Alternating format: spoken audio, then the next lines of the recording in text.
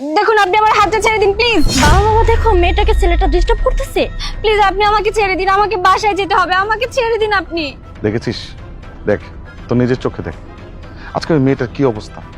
আর এই জন্যই তো তোকে বলি যে ঘর থেকে যখন বের হবি শালীনতার মধ্যে বের হবি, ভালো পোশাক পরে, যেন তোর শরীরটা আব্রুটা ভালো থাকে, কেউ যেন কোনো ডিস্টার্ব না করতে পারে। আর দেখ ওই মেয়েটাকে দেখ কি সমস্ত পোশাক পরে আছে, আর এই সমস্ত পোশাক পরেছে বিদায় তো ছেলেরা আশকারা পায় আর এই ধরনের ইপটিজ করতেছে। তোরা তো আমাদের কথা শুনিস না, শুধু মনে করিস যে আমরা বাবা হিসেবে শুধু বলেই যাই। আমরা যা বলি তা ভালোর জন্য বলি। আজকে যদি ওই মেয়েটা ভালো কোনো শালীন ড্রেস পরে বেরোতো তাহলে ওর আজকে এই অবস্থাটা হতো না। বাবা চলো মেয়েটাকে সাহায্য করি, ছেলেটা কি জানি করে বসে মেয়েটাকে। এই তুই থাম, আমার কি এমন ঠেকা পড়েছে যে ওকে সাহায্য করব? আর শোন, এই ওকে যে সাহায্য করব, আমি কেন সাহায্য করব? ওর আজকে এই অবস্থা হয়েছে ও নিজের কারণে, নিজের দোষে হয়েছে। আজকে যদি ও সুন্দর শালীনতার ভাবে ভালো পোশাক পরে রাস্তায় বেরোতো তাহলে তো ছেলেরা এই ধরনের সাহস পেতো না, পেতো। এই যে তুই আমার মেয়ে, কত সুন্দর সালোয়ার কামিজ পরে বেরোছিস, তার মানে তুই নিরাপদ আছিস। আর ও ও কি পরেছে, কি সমস্ত পোশাক পরেছে, ওর সারা শরীর দেখা যাচ্ছে, যার কারণে তো ছেলেরা এই ধরনের সুযোগ পাচ্ছে ইপটিজ করার জন্য। আমি যাব না, ওকে সাহায্য করার কোনো দরকার নেই আমার। আমি সবসময় বলি যে মেয়েদেরকে এত আশকারা দিতে নাই, মেয়েদেরকে স্বাধীনতা দিতে নাই। কে কার কথা শুনে? তুই আমার মেয়ে, তুই আমার কথা শুনিস, যার কারণে তুই নিরাপদ আছিস। এতে মেয়েটার কি দোষ বাবা?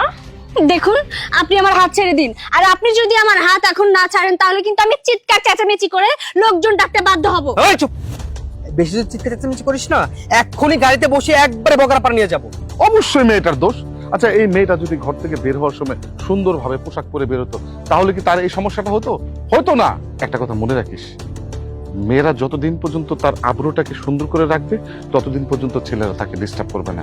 আর যদি মেয়েরা এই ধরনের পোশাক পরে রাস্তায় বের হয় তাহলে তো ছেলেরা আশকারা পাবে, ছেলেরা তো ডিস্টার্ব করবে। সবসময় একটা কথা মনে রাখিস, আমরা ভালো পোশাক পরে বের হয়ে তো ঠিক মতো চলতে পারি না। আর এই ধরনের পোশাক পরলে সমাজ আমাদেরকে কিভাবে দেখবে বল?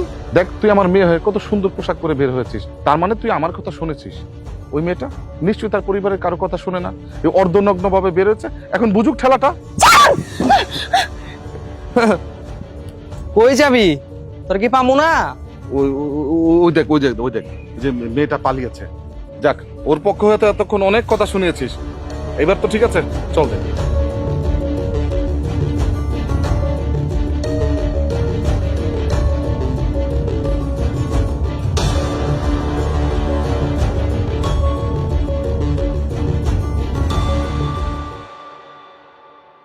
এখন কান্না করে কি লাভ? তোমাকে বলি তোমার অভ্যাসগুলো পরিবর্তন করো, আর যদি না করো তাহলে প্রতিদিনই তোমাকে এভাবে কাঁপতে হবে।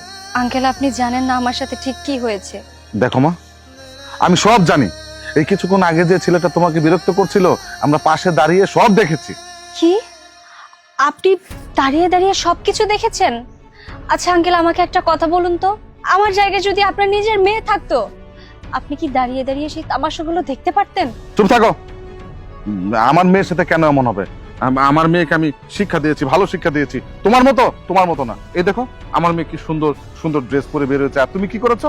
তুমি এমন একটা ড্রেস পরেছো তোমার শরীরের অনেক অংশ দেখা যাচ্ছে। ছি, এইভাবে রাস্তায় কখনো কেউ বের হয়? শোনো, পারিবারিক শিক্ষাটা না অনেক জরুরি। আমি আমার মেয়েকে ভালো শিক্ষা দিয়েছি, যার কারণে সে বের হয়, তার কোনো সমস্যা হয় না। আর তুমি যেভাবে বের হয়েছো অর্ধনগ্ন ভাবে, তোমাকে তো ছেলে ডিস্টার্ব করবে, এর চেয়ে বেশি কিছু হতে পারে। কিন্তু আঙ্কেল আমি তো এটাই বুঝতে পারছি না, এতে আমার ড্রেসের কি সমস্যা? তাই চুপ থাকো। এইটা হচ্ছে তোমাদের এই জেনারেশনের সমস্যা। আমরা বড়রা কোনো কিছু বললে তোমরা কোনো কিছু কানেই নিচ্ছ না, মানে নিজেরা পাকনা হয়ে গেছো, নিজেরা সব বুঝো, তাই না? এই যে আজকে তোমার ব্যাপারে যে ঘটনাটা ঘটেছে, আমার মেয়ের মতো যদি এইভাবে পোশাক পরতে তাহলে তোমার এরকম ঘটতো না। তোমরা কি করছো না, তোমরা স্বাধীনভাবে চলবে, স্বাধীনতা নিয়ে চলবে। দেখেছো স্বাধীনতার মজাটা কতটুকু? আজকে তুমি এইভাবে বের হয়েছো অর্ধনগ্ন ভাবে, ছেলেরা তোমাকে এরকম ডিস্টার্ব করতেছে। তুমি প্রতিদিন বের হবে, প্রতিদিন তোমার সাথে এরকম ঘটনা ঘটবে। তোমরা স্বাধীন। এই যে আমার মেয়ে চমৎকার ভাবে এসেছে, চমৎকার ভাবে আমার সাথে যাচ্ছে, এই ভদ্রতাটুকু তোমাদের ভিতরে নেওয়া উচিত। ঠিক আছে, চল মা আমরা যাই।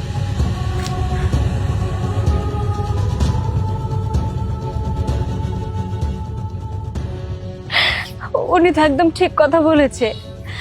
আমি আজকের পর থেকে এই ধরনের ড্রেস আর কখনো পরবো না, যার কারণে রাস্তায় ছেলেরা আমাকে এভাবে ডিস্টার্ব করবে। আমি কখনো আর এইসব কিছু পরবো না। ভাইয়া ওই ছেলেটা আমাকে ডিস্টার্ব করেছে। কই যেতেছো তুমি? তুই একা যা, আমি দেখতেছি। চলো বাইকে উঠো। ওই ছেলেটা তো ওই মেয়েটা ডিস্টার্ব করতেছে। এই কে কোথায় আছো? আরে দেখো ওই ছেলেটা আমার মেয়েটাকে ডিস্টার্ব করতেছে। আরে কে কোথায় আছো?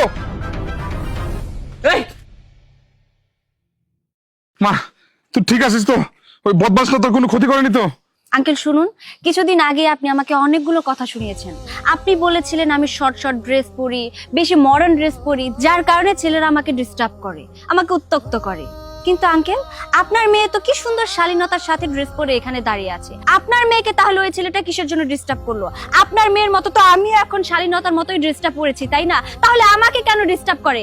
এই কথার জবাব আপনার কাছে আছে? মামুনি, আমাকে আর লজ্জা দিবে না। আসলে সেদিন তুমি ঠিক ছিলে। সেদিন না বুঝে আমি অযথাই তোমাকে তোমার পোশাক নিয়ে অনেক কথা বলেছি। আসলে পোশাকে কোনো সমস্যা না, সমস্যাটা হচ্ছে যারা এই ধরনের ইপটিজ করে বা মেয়েদেরকে উত্ত্যক্ত করে তাদের মানসিকতা। একদম ঠিক। ওদের চিন্তাধারায় সমস্যা তো আছে, কিন্তু সমস্যা আমাদের ভিতরেও আছে। আমরা মানুষরা এখন দুর্বল হয়ে গেছি। একটাবার চিন্তা করে দেখেন, এই যে ছেলে পেলেগুলো এরকম খারাপ আচরণ করে মেয়েদের সাথে, আমরা যদি ওদের এগেনস্টে কোনো রকম স্টেপ নেই, তাহলে ওরা এরকম কিছু করার সাহস পাবে? কখনো পাবে না। এখন আসলে আমরা মানুষজন ভালো কিছু দেখতে পারি না। খারাপ যে কোনো কিছু আমাদের চোখের সামনে হয়ে যাক, আমরা কিছু বলবো না, আমরা আমাদের মতো পাশ কাটিয়ে চলে যাব। যখন নিজের উপরে চলে আসবে ব্যাপারটা, তখনই মানুষ গর্জে ওঠে।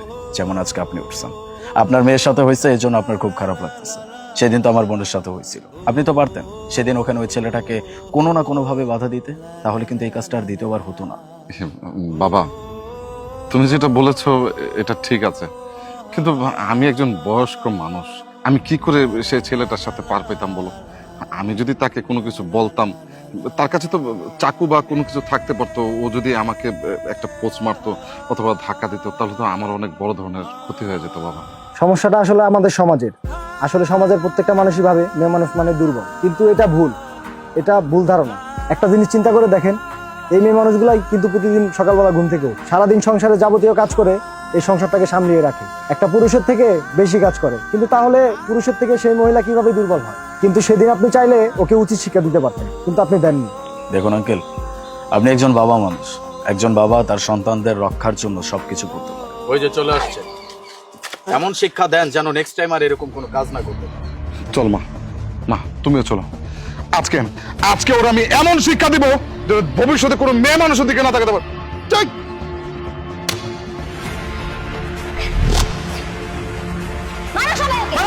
মারো ওকে, মারো।